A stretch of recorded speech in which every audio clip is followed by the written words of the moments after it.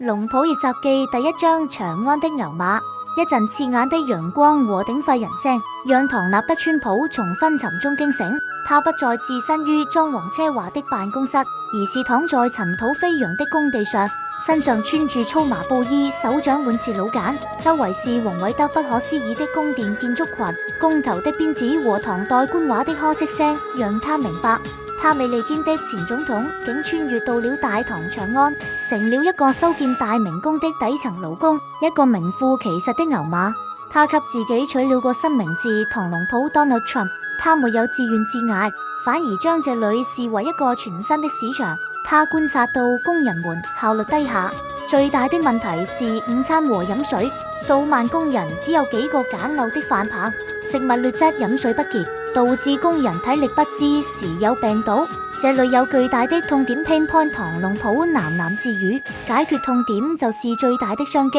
他利用休息時間，在工地附近的廢棄土灶上，用最便宜的粗茶和草藥，熬製出一種解暑提神的龍普涼茶。他用後世的營銷口號大聲叫賣，喝龍普涼茶，幹活更有勁 ，Make Tank Labor Great Again。這句奇怪又響亮的口號，加上涼茶確實有效，很快讓他賺到了第一桶金。第二張商業模式的行為打擊有了原始之本，唐龍普迅速展現了他作為商人的天賦。他沒有繼續親自買涼茶，而是開始建立他的商業帝國，標準化與加盟 Standardization Franchise。他找到幾個手腳麻利的工人，將涼茶的配方、熬製流程，甚至叫賣的口號都標準化，讓他們成為第一批加盟商。他只收取30%的利潤，但要求他們必須使用統一的龍普標識，這在唐代是前所未有的商業模式。他的涼茶攤迅速鋪滿了整個長安的工地，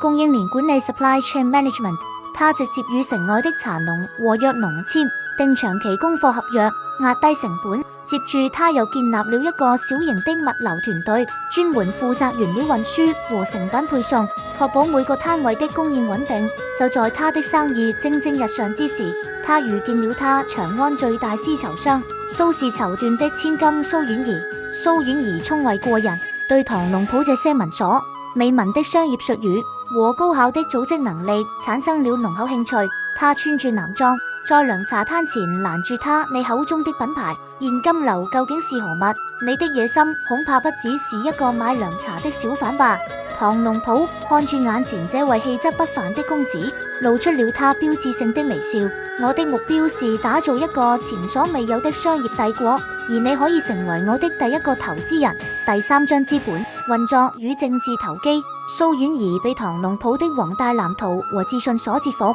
決定賭一把。他不僅注入了大量資金，還利用家族的關係，幫助唐龍普從小販變成了皇商，承接了軍隊的糧草和物資供應。唐龍普將現代管理學應用得淋漓盡致，他用 KPI 考核手下的經理，用股權激勵核心團隊。他的商業版圖從餐飲擴展到物流地產，甚至掌握了長安城的輿論。他買下了幾家說書的茶館，讓說書人每天講述龍普如何白手興家、富甲一方的傳奇故事，為他塑造了無與倫比的個人品牌。此時大唐邊境不穩，國庫空虛，唐龍普敏銳地意識到，這是他進入政治權力中心的最佳時機。他通過蘇婉儀的牽線，見到了因軍費發愁的兵部尚書大人唐龍普開門見山：朝廷缺錢，我缺一個更大的平台，我可以為你解決軍餉問題，甚至可以外包軍隊的後勤，成本比朝廷自己做要低30%。